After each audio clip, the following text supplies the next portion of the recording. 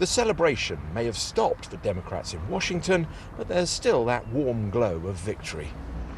The Democratic Party went into this election more united than they've been for a very long time, but they didn't come out that way. The battle they were united on was beating Donald Trump. Now that one is won, other battles have begun. The expectations were set so high that anything below that blue tidal wave was going to cause some frustration. There's no doubt about that. And that's what you saw on the caucus call over the weekend.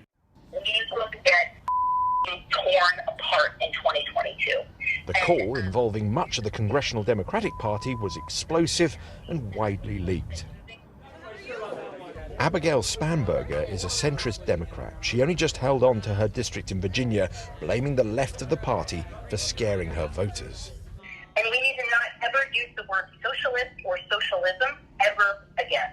Because while people think it doesn't matter, it does matter. And we lost good members because of that. Ellen Patera, her husband Rob and mother Vibeke are centrist Democrats. They voted for Joe Biden because they want a moderate. I'm hoping Biden is at the center. That's what I'm counting on. I want to be able to sit down with my Republican friends and my Democratic friends and have a conversation. And I feel like we've lost that in the last 4 years. And I hope that Biden's able to bring our whole country back into conversation with each other. You've got to compromise. You know, you can't always get your way. The Democrats are going to have some good ideas. The Republicans are going to have some good ideas. But what's really important is that they can agree on what needs to get done and then compromise and figure out, you know, the best way to do that.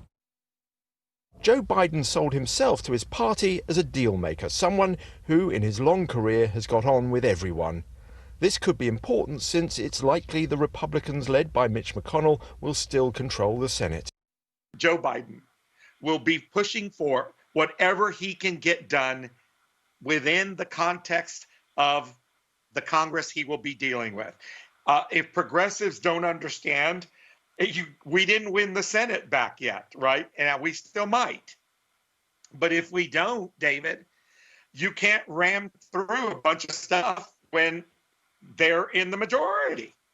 That's the reality of a democracy. That's the reality of getting things done in Washington, D.C.